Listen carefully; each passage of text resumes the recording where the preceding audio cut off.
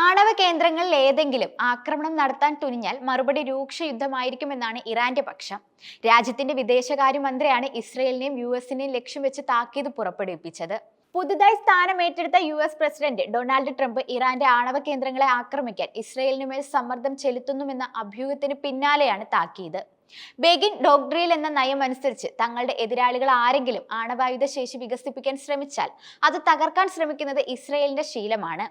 1981 June 7-ന് ഇറാഖിലെ ഒസീറാക്കിലുള്ള ആണവ reactor ഇതുപോലെ തകർത്തെറിഞ്ഞ് അവിടെ ആണവായുധം വികസിപ്പിക്കുന്നെന്ന് ആരോപിച്ചിരുന്നു. 2018-ൽ സിറിയയിലെ അൽ ഖിബർ ആണവ കേന്ദ്രവും ഇസ്രയേലിന്റെ ഫൈറ്റർ ജെറ്റുകൾ തകർക്കുകയും ചെയ്തിരുന്നു. ഇറാനിലെ ആണവ റിയാക്ടറുകളിൽ വൈറസ് ആക്രമണം നടത്തുന്നതും അവിടുത്തെ ആണവ ശാസ്ത്രജ്ഞരുടെ കൊലപാതകങ്ങളിൽ മൊസാദിനുള്ള കൈയുമെല്ലാം ചർച്ചാ വിഷയമാണ്. ഔദ്യോഗികമായി അണുശക്തിയാണെന്ന് ഇസ്രയേൽ അംഗീകരിച്ചിട്ടില്ലെങ്കിലും രാഷ്ട്രത്തിന് ആണവായുധങ്ങൾ ഉണ്ടെന്നാണ് പ്രതിരോധ വിദഗ്ധരിൽ ഭൂരിപക്ഷവും വിശ്വസിക്കുന്നത്. അങ്ങനെയെങ്കിൽ ലോകത്തെ 9ാമത്തെ ആണവ ശക്തിയാണ് രാജ്യം. ആണവ നിർവ്യാപന കരാറിൽ ഒരിക്കലും ഒപ്പുവെക്കാൻ ഇസ്രയേൽ തയ്യാറായിട്ടില്ല എന്നതും വസ്തുതയാണ്.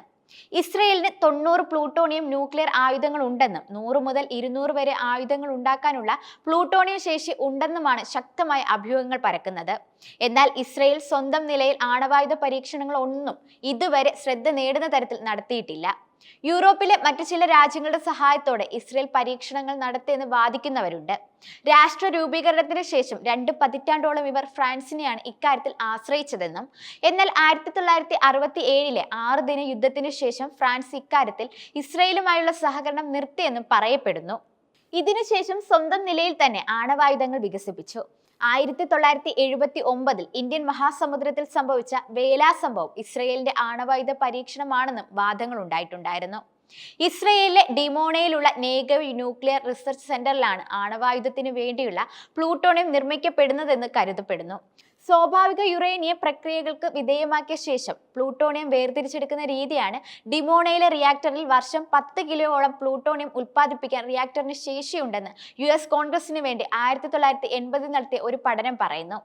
1960-ൽ US-ൽ നിന്ന് 300 കിലോഗ്രാം യുറേനിയം ഇസ്രയേലിന് ലഭിച്ചതായി അഭ്യൂഹങ്ങളുണ്ട്. മധ്യ ഇസ്രയേലിലെ ഷൊറേക് ന്യൂക്ലിയർ റിസർച്ച് സെന്റർ എന്ന സ്ഥാപനത്തിൽ വിവിധ ആണവ പരീക്ഷണങ്ങൾ നടക്കുന്നതായും ആരോപണങ്ങൾ ഉയർന്നിട്ടുണ്ടായിരുന്നു. ആണവായുധങ്ങളെ വഹിക്കാനുള്ള ശേഷിയും ഇസ്രയേലിന് ധാരാളമാണ്.